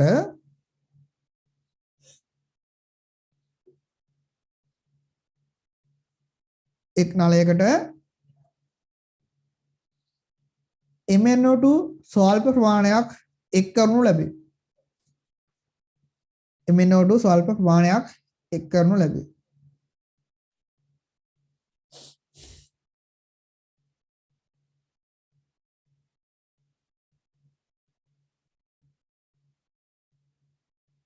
දාගන්න ප්‍රතික්‍රියාව.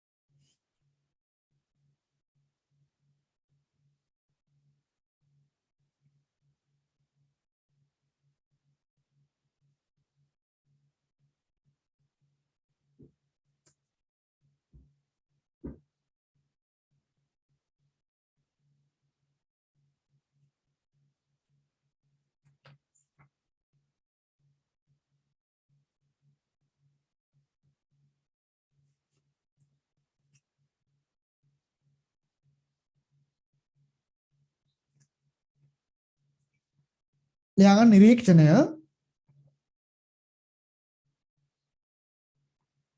එන නිරීක්ෂණය MnO2 එකල පරීක්ෂණ නලයෙහි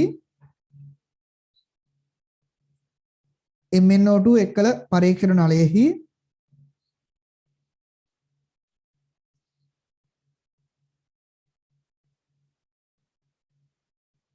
එන MnO2 එකල පරීක්ෂණ නලයෙහි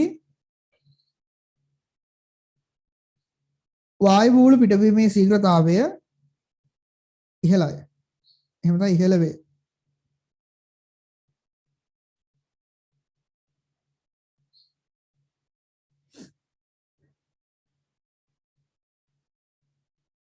MnO2 එකල පරීක්ෂණ නලයෙහි වායු බූල පිටවීමේ ශීඝ්‍රතාවය ඉහළ වේ. වායු බූල පිටවීමේ ශීඝ්‍රතාවය ඉහළ වේ.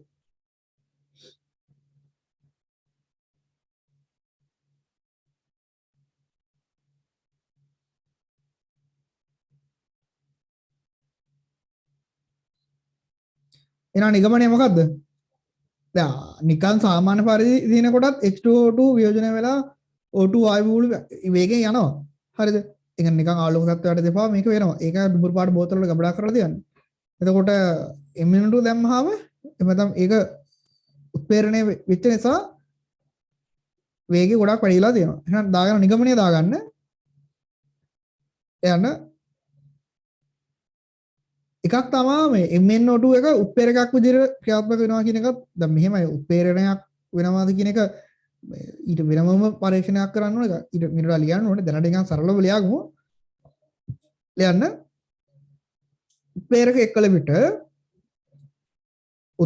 එක්කල විට ප්‍රතික්‍රියාවක ශීඝ්‍රතාවය ඉහළ වේ. ප්‍රතික්‍රියාවක ශීඝ්‍රතාවය ඉහළ වේ.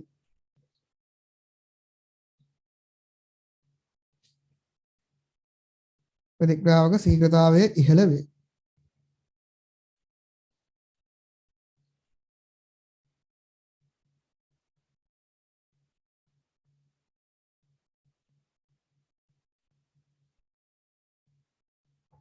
හරි. එහෙනම් බොහොම සරල දේවල් ටිකක් මම කතා කරේ. දැන් තමයි හරියටම පාඩම පටන් ගන්න හදන්නේ. හරි. මාතෘකාවක් ලියා ගන්න ප්‍රතික්‍රියාවක ශීඝ්‍රතාවය. ප්‍රතික්‍රියාවක ශීඝ්‍රතාවය.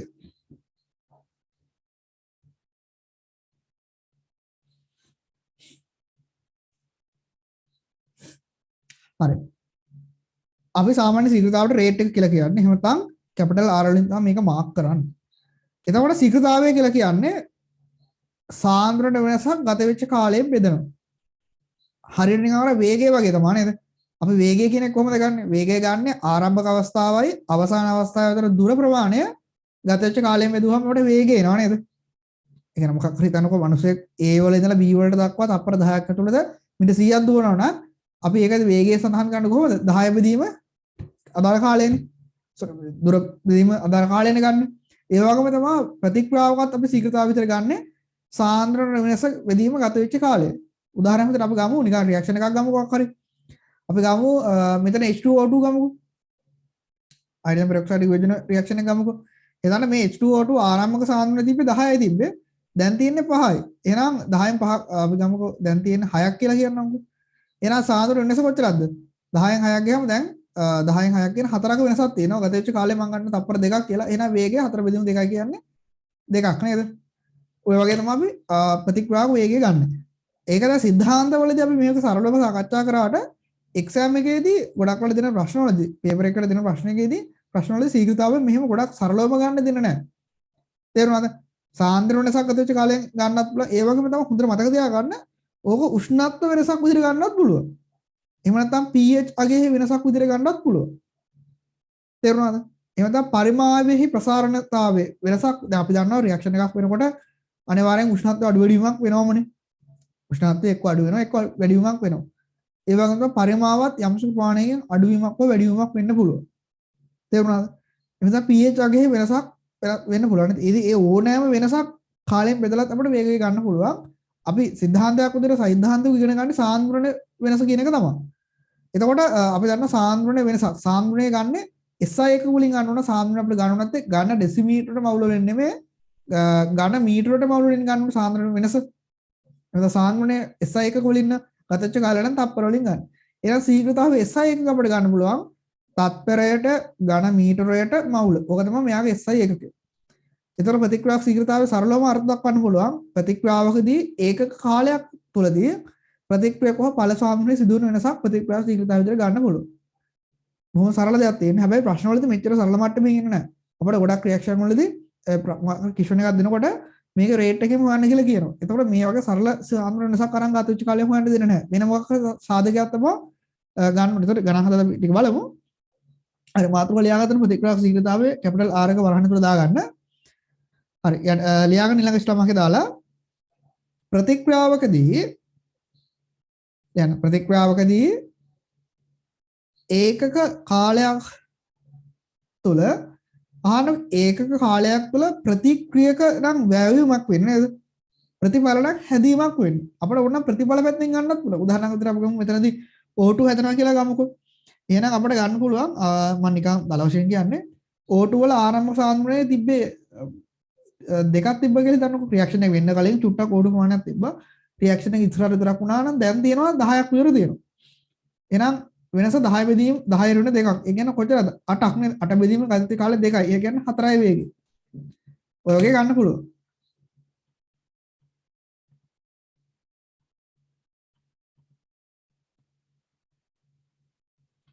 හරි ලියන්න. ප්‍රතික්‍රියාවකදී ඒකක කාලයක්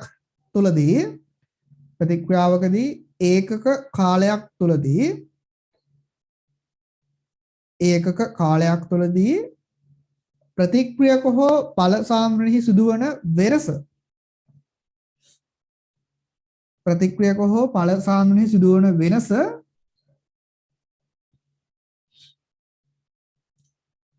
වෙනස ප්‍රතික්‍රියාවේ ශීඝ්‍රතාවය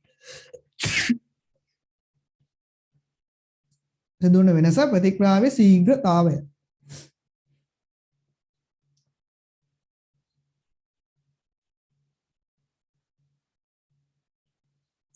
නේද? ලියා ගන්න ශීඝ්‍රතාව සමානයි සාන්ද්‍රණ වෙනස බෙදීම ගත වෙච්ච කාලය. මෙන්න මේ හයිලයිට් කරන කොටස ලියා ගන්න. SI එකක් දා ගන්න. තත්පරයට ඝන මීටරයට මවුල. හයිලයිට් කරපු ටික ලියා ගන්න. ටිකක් කල් යනකොට ශීඝ්‍රතාවය SI එකේ තත්පරයට ඝන මීටර මවුල කියන එක අමතක වෙනවා. ඔක බහුවර්ණ වලට පවා ඇවිල්ලා තියෙනවා.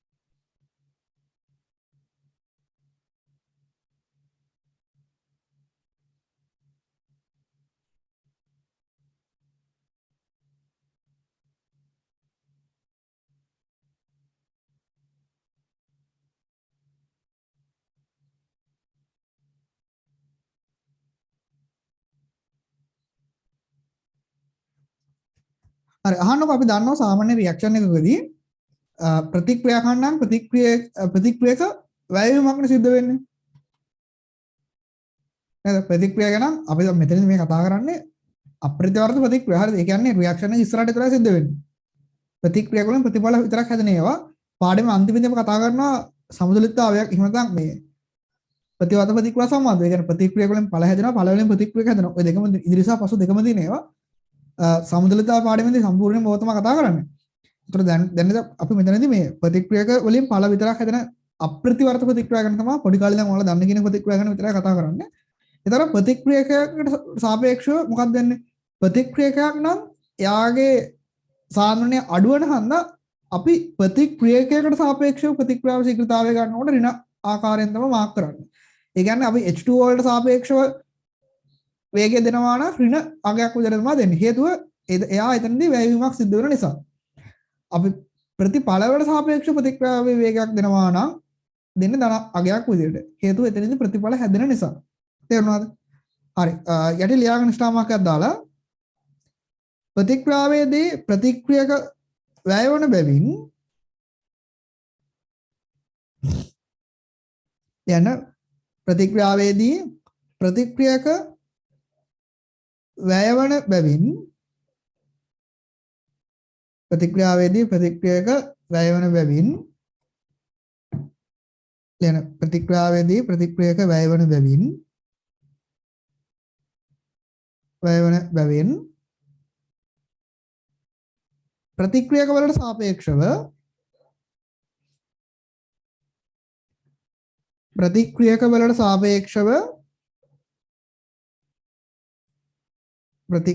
සාපේක්ෂව ප්‍රතික්‍රියාවේ ශීඝ්‍රතාවය යන ප්‍රතික්‍රියක වලට සාපේක්ෂව ප්‍රතික්‍රියාවේ ශීඝ්‍රතාවය ඍණ අගයක් ලෙසද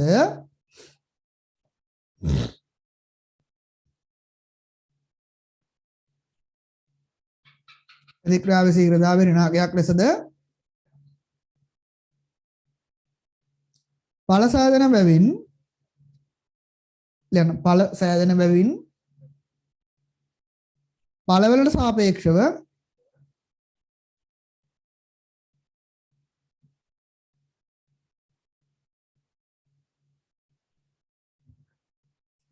ඵල සෑදෙන බැවින් ඵලවලට සාපේක්ෂව ප්‍රතික්‍රියාවේ ශීඝ්‍රතාවය ධනාගයක් ලෙසද ඉදිරිපත් කෙරේ.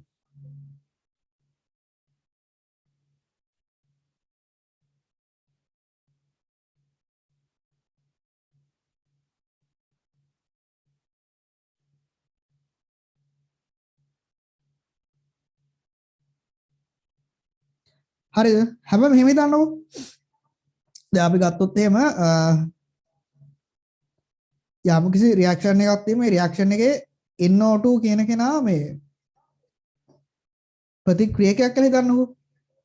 එතකොට NO2ට සාපේක්ෂව සම්පූර්ණ ප්‍රතික්‍රියාවේ වේගය ගත්තොත් එහෙම එයාට තියෙන ඍණාගයක්.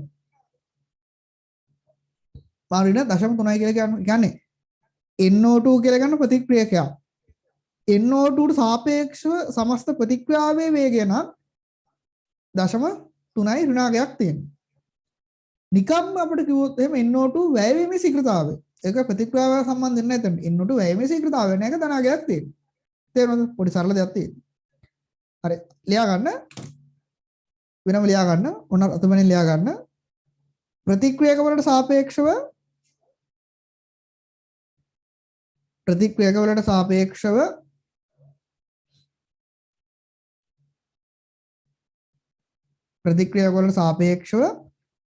ප්‍රතික්‍රියාවේ ශීඝ්‍රතාවය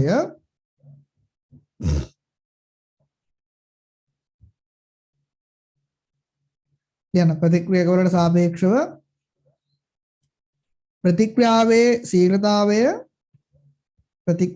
ශීඝ්‍රතාවය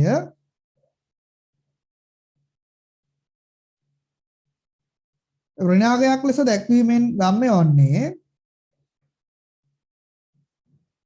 ඍණ අගයක් ලෙස දැක්වීමෙන් ගම්‍ය වන්නේ යන ප්‍රතික්‍රියාවලට සාපේක්ෂව ප්‍රතික්‍රියාවේ ශීඝ්‍රතාවය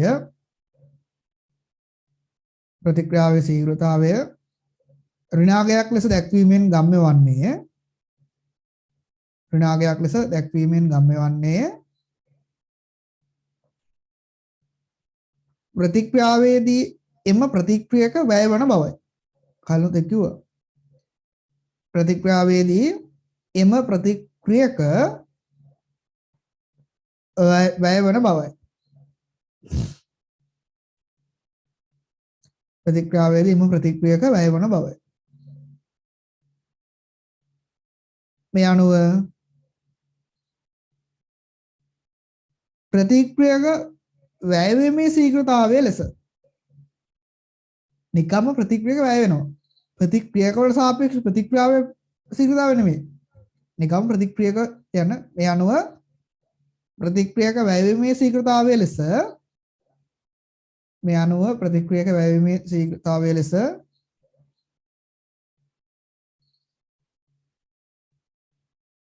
ලියන මේ අනුව ප්‍රතික්‍රියක වැයවීමේ ශීඝ්‍රතාවය ලෙස ප්‍රතික්‍රියාවේ ශීඝ්‍රතාවය ඉදිරිපත් කිරීමේදී මේ අනුව ප්‍රතික්‍රියක වැයවීමේ ශීඝ්‍රතාවය ලෙස මේ අනුව ප්‍රතික්‍රියක වැයවීමේ ශීඝ්‍රතාවය ලෙස ප්‍රතික්‍රියාවේ ශීඝ්‍රතාවය ඉදිරිපත් කිරීමේදී ප්‍රතික්‍රියාවේ ශීඝ්‍රතාවය ඉදිරිපත් කිරීමේදී යන ප්‍රතික්‍රියා ශීඝ්‍රතාවය ඉදිරිපත් කිරීමේදී එය ඉදිරිපත් කරන්නේ ධන අගයක් ලෙසයි. එය ඉදිරිපත් කරන්නේ ධන අගයක් ලෙසයි.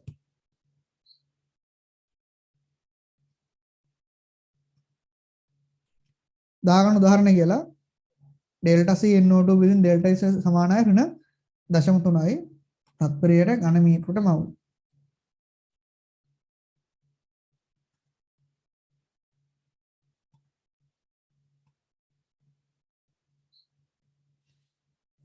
හැබැයි NO2 වැයීමේ ශීඝ්‍රතාව නිකම්ම හොත් එහෙම මේක 0.3 ධන එක ලියන්නේ ධන ලියන්නේ නැහැ අපි සාමාන්‍යයෙන්. නිකම්ම ලියන්න පුළුවන්.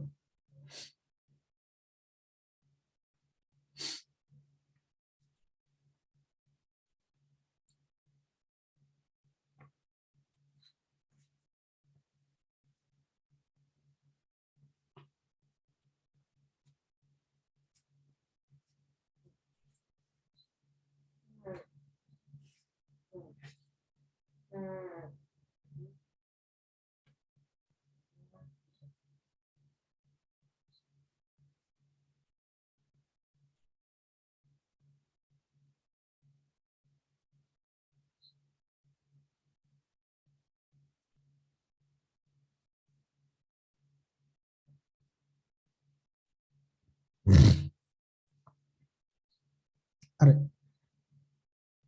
ඊළඟට මේ පොඩි graph එකක් අඳින්න හදන්නේ තමයි ශීඝ්‍රතාවය සහ කාලය අතර සම්බන්ධතාවය. හරි. අපි දන්නවා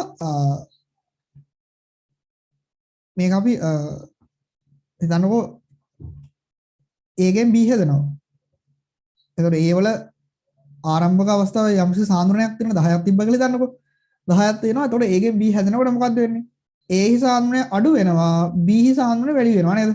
කොහොම හරි A ගේ සාන්ද්‍රණය අඩු වෙන්න මොකද්ද වෙන්නේ? ප්‍රතික්‍රියාවේ වේගය මොකද වෙන්නේ? අඩු වෙන්න ඕන නේද? වැඩි වෙන්නේ නැහැ නේ. සහ ආරම්භක අවස්ථාවේදී ප්‍රතික්‍රියාවේ වේගය උපරිම වෙන්න ඕනේ. මොකද ඒ වෙලාවේ තමයි A හි සාන්ද්‍රණය උපරිම අවස්ථාවක තියෙන්නේ. එහෙනම් අපි ගමු මෙතන t සමාන බිඳුව අවස්ථාවේදී රේට් එක ප්‍රතික්‍රියාව වැඩිම අවස්ථාවක් වෙන්න ඕනේ. A ගෙන් B හැදිලා අවසන් වුණාට පස්සේ ඒ කියන්නේ A සම්පූර්ණයෙන් අවසන් වුණාට පස්සේ මොකද වෙන්න ඕනේ? අපි ගමු ඒ අවස්ථාව t සමානයි 10 වෙනි තප්පර 10 කියලා. ඒ වෙලාවේදී නම් මොකද වෙලා තියෙන්නේ? A හි සාන්ද්‍රණය හොඳටම අඩු වෙලා තියෙනවා. ඒ කියන්නේ A ගේ සාන්ද්‍රණය අඩු වුණා කියලා මෙතනින් එහාට ප්‍රතික්‍රියාවක් වෙන්නේ නැහැනේ. එහෙනම් ඒ වෙලාවේ මොකද වෙන්නේ? රේට් එක අඩු වෙන්න ඕනේ නේද? يعني බිඳුවට ආසන්නව එන්න ඕනේ. එහෙනම් ඔය ඔක්කොම ගත්තාම අපිට ගන්න පුළුවන් ටිකක් පරාවල පෙනුමක් තියෙන්නේ. වැඩි අවස්ථාවකින් පටන් අරගෙන මොකද වෙන්නේ? ප්‍රතික්‍රියා වේගය ටික ටික අඩු වීමක් තමයි වෙන්නේ. එහෙම තමයි වෙන්නේ. තේරුණාද? ශීඝ්‍රතාවය සහ කාලය අතර. ඒතර y අක්ෂර මම අරන් දෙන r එහෙම නැත්නම් ශීඝ්‍රතාවය. x අක්ෂර අරන් දෙනවා කාලය. ස්ථාමක දාලා ලියා ගන්න.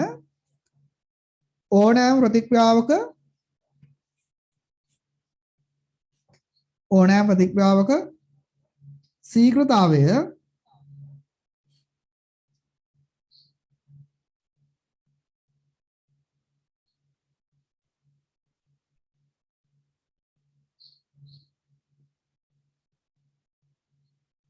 ඕනෑම ප්‍රතික්‍රියාවක ශීඝ්‍රතාවය කාලයක් සමග යන කාලයක් සමග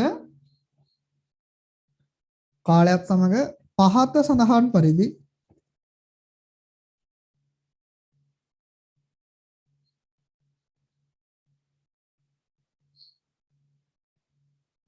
කාලයක් සමග පහත සඳහන් පරිදි අඩුවේ. දැන් පහත සඳහන් පරිදි අඩුවේ.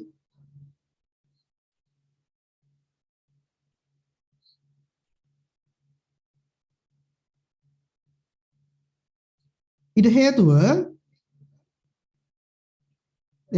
ඊට හේතුව කාලයත් සමග ප්‍රතික්‍රියක සාන්ද්‍රණයෙහි අඩුවීමයි.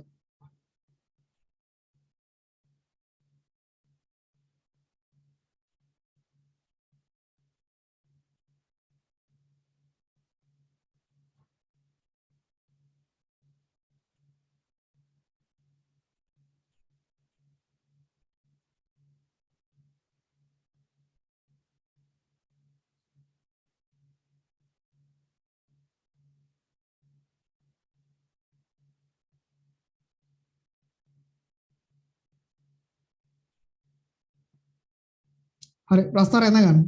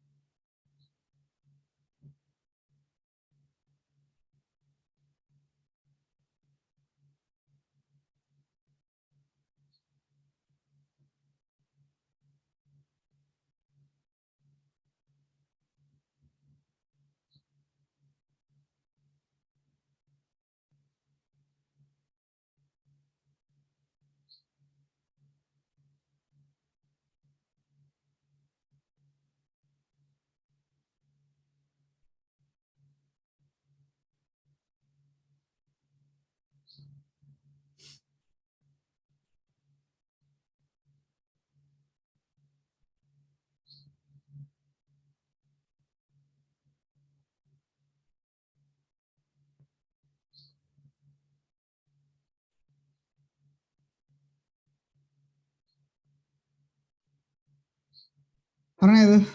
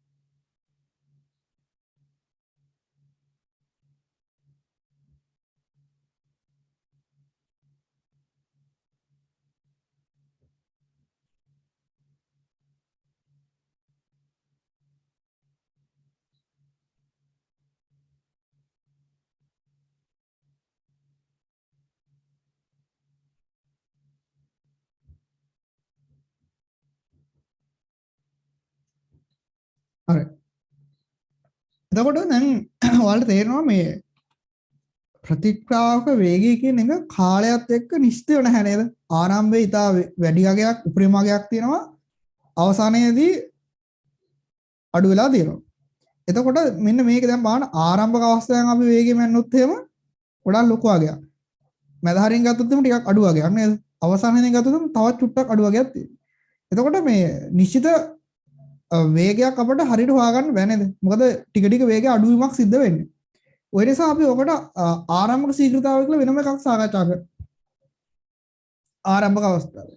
ඊළඟට යම් මොහොතක ශීඝ්‍රතාවය. ඒ කියන්නේ ඕනම තැනක් අරන් එතන ශීඝ්‍රතාවය ගන්න පුළුවන්. ඊළඟට මධ්‍යක ශීඝ්‍රතාවය. ඒක තමයි සාධාරණම එක. අපි ඒ ටික ඊළඟ සතියේ සාකච්ඡා කරනවා.